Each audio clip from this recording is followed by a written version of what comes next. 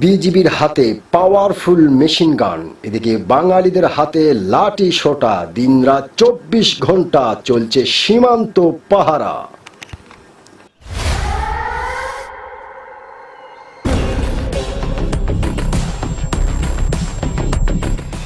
প্রিয় দর্শক, সীমান্ত এলাকার কিছু লোক তারা বলছে তাদের কাটা তারের বেড়াতে রয়েছে পকেট গেট, আর সেই পকেট গেট খুলে তারা প্রতিনিয়ত ভারত থেকে মানুষকে বাংলাদেশে ঠেলে দিচ্ছে।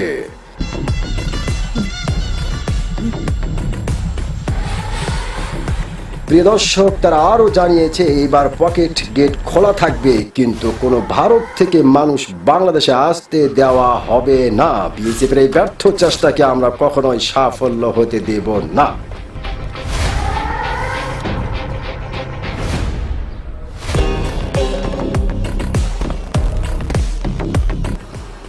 প্রিয় দর্শক, ভারত থেকে শুভেন্দু অধিকারী তিনি জানিয়েছেন, তোমরা তো আমাদের জামাই না যে তোমাদেরকে জামাই আদর করব। তোমরা আমাদের ভাত খাচ্ছ, আমাদের কাপড় পরছো, আমাদের ঔষধ খাচ্ছ।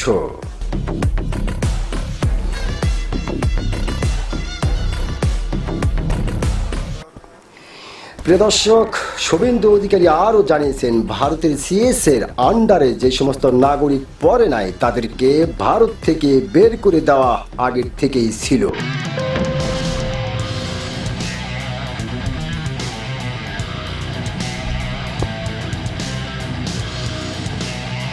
প্রিয় দর্শক, এদিকে বাংলাদেশের পররাষ্ট্র প্রতিমন্ত্রী তিনি জানিয়েছেন, আমাদের বাংলাদেশের কোনো নাগরিক যদি ভারতে থাকে তাহলে আমরা অবশ্যই ফেরত নিব, কিন্তু তার তো একটা মেকানিজম সিস্টেম আছে, তার একটা নিয়ম কানুন আছে, কিন্তু সীমান্ত দিয়ে এভাবে পুশিং করে কেন?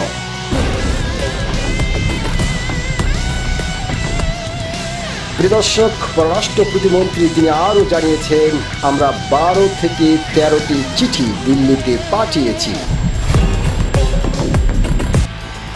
প্রিয় দর্শক, এদিকে নাসিরউদ্দিন পাটোয়ারি একটি মন্তব্য করেছেন। তিনি বলেছেন, প্রায় 30 লক্ষ মানুষকে তারা সীমান্ত এলাকায় জড়ো করে রেখেছে এবং সেই 30 লক্ষ মানুষগুলিকে তারা বাংলাদেশে পাঠিয়ে দিতে চায়।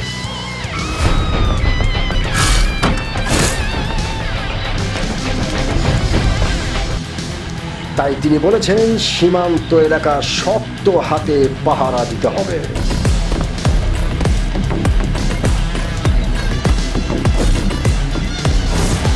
প্রিয় দর্শক, এইভাবে আর কতটি চিঠি পড়বে দিল্লিতে, আর এইভাবে কতদিন সীমান্ত এলাকা পাহারা দেবে বাংলাদেশের জনগণ এবং বিজিবি? প্রিয় দর্শক, এই বিষয়ে যদি কোনো আপনার মন্তব্য থেকে থাকে অবশ্যই সেই মন্তব্য আপনি লিখে দিতে পারেন। সেই স্বাধীনতা, সেই অধিকার আপনার আছে। সকলকেই ধন্যবাদ। আল্লাহ হাফেজ।